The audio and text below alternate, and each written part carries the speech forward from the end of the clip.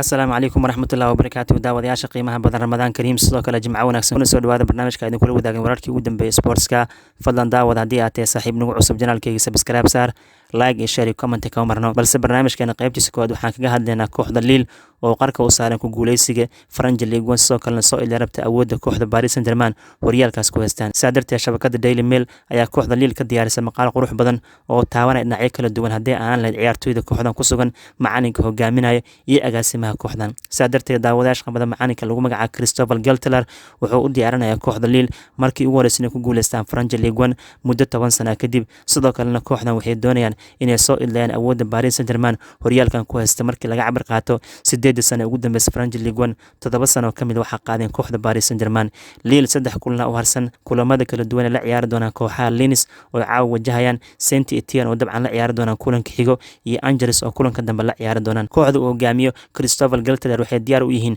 awoodda Paris Saint-Germain inay soo ilaalaan markii laga cabar qaato kooxdan dhawaanaha horyaalka French League One awood inay ku haysteen inkastoo horyaalkan haatan wali qayb ay ka yihiin kooxaha Monaco iyo Lyon oo loolanka qayb ka yihiin haddana ugu dambeyntii waxay u muuqataa horyaalka Lille ama Paris Saint-Germain midkood inuu qaadi doono daawadayaasha qabada kooxda Lille waxay u baahan kulanka caawa 10 habeenimo bilaabanay oo ay wajahayaan kooxda Lens inay guuldaro ka fogaadaan sababtoo waa kooxda ugu dhibka badan kulamada u haray markii laga cabar qaato kooxda Lens inay u dagaalamayso iyo UEFA Europa League inay u soo baxaan haatan kaalin shanaad ay ku jiraan dhanka Paris marka la fiiriyo ayagana waxa u arsan 3 kulan oo lamida kuwa Lille oo kale waxay dabcan la kala ciyaari doonaan kooxaha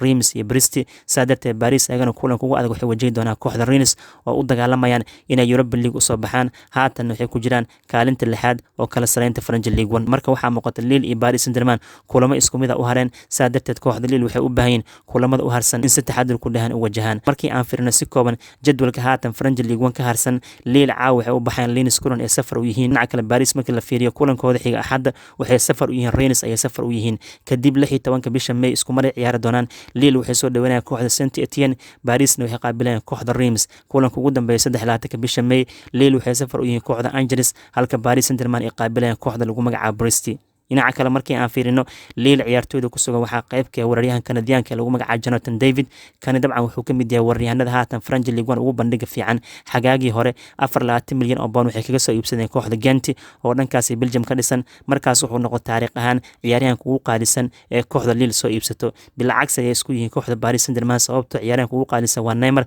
wuxuu ku fadhiyaa 198 milyan oo pound waxayna soo qaateen xagaagii 2017 daawadayaasha qiimaha badan guud ahaan ciyaartooyda kooxda Lille ku sugan lacagaha ay ku fadhiyaan iyo markii la fiirsho Neymar iyo Mbappe lacagaha ay ku soo iibsadeen Paris Saint-Germain ayaa isla eg marka Paris Saint-Germain ceeb weyn ku noqon doontaa haddii xilli ciyaareedkan Lille ay ka hoos baxshaan French League One si kastaba ahaatee markaan u soo laabano Jonathan David wiilkan Kanadiyaanka xilli ciyaareedkan shabaq wuxuu gaarsiiyay 21 gool sidoo kale tan waa 21 jir waxaana baadi goob ugu jiraan kooxaha Manchester United iyo Arsenal oo si gaar ah u qiimeynayaan dhinaca kale hogaamiyaha Lille waa ninka Turkishka way aragay Burak Yilmaz oo xilli ciyaareedkan 13 gool shabaq gaarsiiyay French League One wuxuuna kooxda Lille imaaday xagaagii hore waqti fiican wuxuu ugu soo qaatay kooxda Turkishka Galatasaray oo uu 2 jeer la qaaday horyaalka Turkiga kani waa nin gaamuray oo 35 jir ah wuxuuna ka soo ciyaaray horyaalo kala duwan xitaa ay ku jirto dhankaasi Jain inuu aaday si lamada gudaha Turkiga wuxuu ciyaaray kooxaha ay ka mid yihiin Besiktas iyo Trabzonspor inka daafac markii aan fiirino kooxda Lille waxay ku dhisantahay Jose Fonte ciyaaryahankan way arag hore ugu ciyaar jiray kooxda Southampton Portugiiskan hadda waa 17 jir sidaas ay tahay si joogta ugu ciyaara kooxda Lille waxa uu diiwaan gashan 35 kulan xilli ciyaareedkan French League One ciyaareen 19 kulan kamid ah shabaq oo difaacdeen waliba 18 kaas kulan waxaa jooga Fonte oo daafac dhex Lille ku jiray waana hogaamiyaha kabtanka kooxda dhinaca kale kooxda Lille waxaan ognahay xagaagii hore waxay lumiyaan Gabriel Magalhaes oo 27 milyan oo pound ka siiyeen kooxda Arsenal Gabriel Magalhaes Arsenal ma uusan u kala kicin taa beddelkeeda Lille waxay soo qaateen wiilka Hollandeeska lagu magacaabo Steven Botman oo ay ka soo bixiyeen 7.8 milyan oo pound waxayna 22 jirkan ka soo qaateen naadiga Ajax hadda markii la fiiriyo Steven Botman iyo Jose Fonte waxay sameeyeen daafac bir ah aan la loodin karin maadaama French League One xilli ciyaareedkan laga dhashay kooxdan 22 gool oo kaliya Euro idil markii la fiirsano waxay isku mid yihiin kooxda Atletico Madrid taas oo muujinayso daafac Lille inuu adag yahay dhinaca kale aan ka tagin daawadayaasha qabada kooxda Lille ciyaartooyda ee haatan ku duulaysa waxaa qayb ka Renato Sanches ninkii FC Barcelona faloob ku noqday ugu dambeyntii Lille waxay ku iibsadeen 21 milyan oo pound xagaagii 2019 FC Barcelona ka qaateen hadda ninkan wuxuu noqday ciyaaryahan soo noolaaday oo ka dhex muuqdo kooxda Lille daawadayaasha qabada ninkan waxaa la xasuustaa sanadii 2016 waxaa la siiyey golden boy ama kubadda dahabka ee la siiyey ciyaartooyda mustaqbalka fiican la Yurub markaas wuxuu jiray 19 sano Portugiiskan wuxuuna xulka Portugal la qaaday koobkii qaramada Yurub ma aysan u kala kicin markuu FC Barmajon ku biiray xitaa waxaa amaah lagu siiyey Swansea City Premier League imaada falooba ku noqday laakiin hadda wuu soo noolaaday Renato Sanches qadka dhexe kooxda Lille asiga hayo dhinaca kale daawadayaasha qiimaha badan koox walba oo guuleysatay waxaa laga filayaa dhanka agaasinka u jooga kooxda Lille guulaha dahabiga ee gaaraysa mas'uuliyadeed waxaa iska agaasimaha lagu magacaabo Luis Campos laakiin kooxda ninkan wuu isaga tagay waxay ka dhigan horyaalka haday gacanta ku dhigaan Luis Campos qayb kama ahaan doono kuwa u dabaaldegi doonaan balse mas'uulkan daawadayaasha qabada gudaha Faransiiska wuxuu ku leeyahay sumcad ballaaran hadda koor wuxuu dhisay kooxda AS Monaco asigoo u keenay ciyaartooyda kamid ahayn Bernardo Silva Fabinho Thomas Lemar Benjamin Mendy Timo Bakayoko kadibna waxaa laga iibiyay qaar kamid ah kooxaha Yurub uga caansan oo lacag fara badan ka heleen xitaa Anthony Martial asiga kooxda u keenay 2015 United lacag adag laga siiyay Kylian Mbappe soo dalacsiiyay waxaan ognahay lacagta waalida Paris Saint-Germain ku qaadatay wuxuuna ka caawiyay xitaa mas'uulkaas Luis Campos ee AS Monaco inay ku guuleystaan horyaalkooda ugu horeeyay muddo 17 sano kadib oo ay qaadeen sanadkii 2017 ahay mas'uulkaas shaqada quruxda badan qabto wuxuu imaado kooxda Lille wuxuu ka dhigay naadi awood badan sidoo kale waxaa la xasuustaa ciyaartooyda soo saaray kamid yihiin Nicolas Pepe iyo Victor Osimhen lacag fara badan inay ku iibsadeen kooxaha Arsenal iyo sidoo kale markii la fiiriyay Napoli hadda Luis Campos kooxdan wuxuu u keenay ciyaartooy tayo wanaagsan qarash badan kuma fadhiyaan markii la iibsanayna lacag fara badan lagu iibsadaa saal ahaan waxaa noogu filan Gabriel Magalhaes oo xagaagii dhaw Arsenal laga siiyay 27 milyan oo pound darteed waxay ka dhigantahay agaasima Luis Campos ayaa ka dambeeyay Lille tan awood badan oo dabcan la geliyay kharash yar haatan horyaalka French League 1 gacanta ku dhigi rabaan ugu dambeyntii daawadayaasha qiimo badan kooxda Lille waxaan ka soo qaadanaa qodobada taabanaya macalinkeeda lagu magacaabo Galter ama Christopher Galter ninkan kooxda Lille waxaa loo dhiibay sanadii 2017 wuxuuna ka soo tagay kooxda Saint-Étienne oo hore ula joogay 8 sano laguna xasuus sanadii 2013 si liyaab leh inuu u qaaday French League Cup markuu imaaday Galter kooxda Lille wuxuu ka bedelay Marcelo Bielsa macalinka haatan Leeds United hogaamiyo Bielsa waxaa isku dhaceen agaasima Campos waxaana isku qabtay dhanka maamulka awoodda ciyaartooyda la keenay Galter wuxuu imaaday December 2017 xilligaas Lille waxay ku jireen saddexda kooxood ugu hooseeyay French League 1 sidoo kale dhaqaale xumada ku dhacda awgeedna ganaaxa la dul dhigay oo ciyaartooy ma aysan iibsan karin Janaayo 2018 waxaa dhacday Galter inuu ka badbaadiyay kooxda Lille ku laabashada horyaalka heerka labaad ee Faransiiska maadaama saddexda kulan ee ugu dambeysay la ciyaareen kooxaha Metz Tolo iyo Dijon ee guuleysteen kadibna way ka badbaadeen ku laabashada heerka labaad xilli ciyaareedkii xigay ninka lagu magacaabo Galter waa 2018 kooxdan wuxuu keenay kaalin saddexaad ee French League 1 waxay u soo baxeen UEFA Champions League ayadoo la ogyahay xataa markaas inay kooxda Brighton ka iibsatay ciyaaryahanka lagu magacaabo Bizuma kooxdan dhaqaale badan ma aysan haysanin xilli ciyaareedkii xigay 2019-2020 Galter iyo kooxda Lille waxay ku dhameysteen kaalinta afraad oo dabcan saddexaad waxa ka gashay kooxda Rennes hal dhibic ay kaga gashay booska way difaacan lahayn laakiin horyaalka Faransiiska waxaan ognahay in lagu kala tagay saameyntii COVID-19 awgeed kadibna la siiyay kooxda Paris Saint-Germain hadda Galter wuxuu kooxda u qaadi rabaa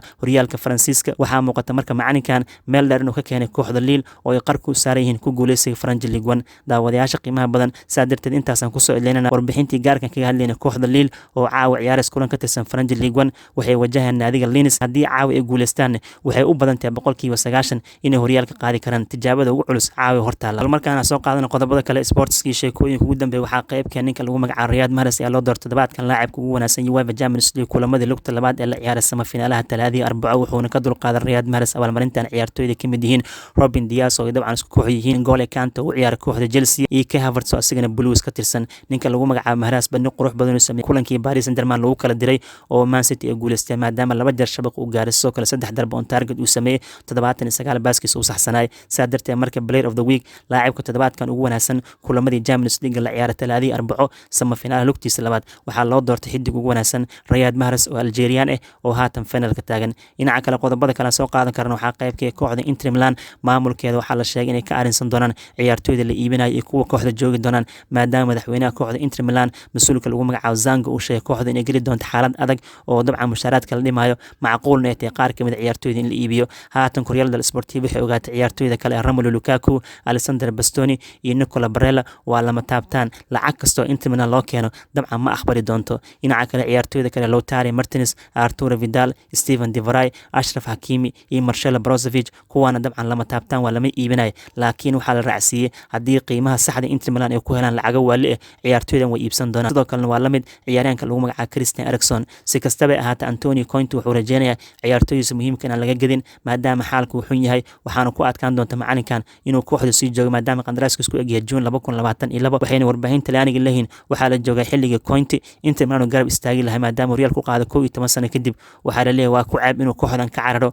maadaama dhaqaale xumo ballaaran kooxdan ay ka jirto dhinaca kale daawadayaasha qambada kooxda FC Bayern Munchen waxaa lagu booriyay inay meel cidla ka qaataan Gini Wijnaldum oo qandaraaskiisa Liverpool gabagaba ku dhow yahay Wijnaldum wuxuu isku haleyn inuu ku biirayo kooxda Barcelona xilli ciyaareedkan markuu soo idaalay laakiin haatan taasi ma suurtagelayso oo ciyaaryahankan waxaa la sheegay Barcelona ay ka gaabsan rabitaankiisa saa darteed wakiilka Gini Wijnaldum haatan waxaa la sheegay inuu la xiriiray kooxda FC Bayern Munchen wuxuuna ku booriyay ciyaaryahankan way araga si bilaash inay ku qaataan sida haatan shabakada Sport 1 daabaceyso waxaana la sugi doonaa jawaabta ka soo bixi doonta FC Bayern Munchen haddii ay qaadanayaan Wijnaldum iyo haddii ay iska dhaafi doonaan dhinaca kale akhbaaraadka kooxda Real Madrid markii aan firin naadigan waxaa la sheegay tababarka ugu dambeeyay sameeyay maanta oo Jimcaha 3 ciyaartoy muhiim ah tababarka soo xaadirin waxayna kala yihiin Sergio Ramos, Vinicius Junior iyo Fadi Valverde maadaama caafimaadkooda 100% uusan ahayn ciyaartoydan tababar dhameystiran maanta ma aysan sameynin haatan waxaa shaki weyn la gelinaya axadda qayb inay ka noqon karaan kulanka Sevilla ee wajahan Real Madrid sababtoo Ramos iyo Vinicius iyo Valverde waa 3 ciyaartoy muhiim kooxda laakiin marba haddii aysan ka qayb qaadan tababarka ugu dambeeyay oo ciyaartoyda caafimaadkooda lagu ogaanaya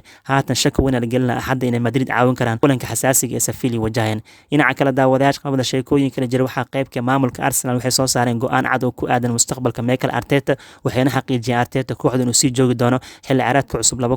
2021-2022 Gunners-ka sidaasi hogaamin doono sida haatan shabakada Mirror ee daabaceyso macalinka mustaqbalkiisa ciyaarada warbaahinta Ingiriiska mugdi ay galiyeen kadib markii laga reebay tartanka UEFA Europa League semifinalkiisa ay ku reebtay kooxda Sevilla iyo macalinkii hore dabcan shaqada kala wareegay Unai Emery laakiin haatan shabakada Mirror waxay soo xigatay maamulka Gunners-ka oo sheegan Arteta shaqadiisa inuu sii wadan doono kooxdana dabcan looga dambeyn doono asiga ugu dambeyntii daawadayaasha qambada waxaan soo qaadanaa kooxaha Chelsea iyo Man City waxay isku haystaan ninka lagu magacaabo Lewandowski ciyaaryahankan FC Bayern Munchen waxay ku doonaysaa 60 milyan oo pound xagaagan ayuu ka tagayaa kadib markii Lewandowski la sheegay inuu ka xumaaday tan iyo markii kooxdan uu ka tagay ama uu ku dhawaaqay inuu ka tagay macallin Hannes Flick oo aad iyo aad isugu fiicnaa saa darteed Lewandowski waxaa la sheegay haatan isbedel naadi ayuu sameyn doonaa xilli ciyaareedka markuu soo ilaado 32 jirkan wuxuu ka tagayaa Munich asigoo haatan u dhashay 272 gool Bundesliga Jarmalka wuxuuna kooxdan la gaaray guulo dahabi ah ama guulo taariikhi ah saa darteed shabakada caanka Daily Mail waxaa la joogaa xilligii Lewandowski imaan lahaa Premier League waxaana isku haystaan Chelsea iyo Manchester City guud ahaan barnaamijka aynu kula wadaagayna sheekooyinka ugu dambeeya arrimaha sportska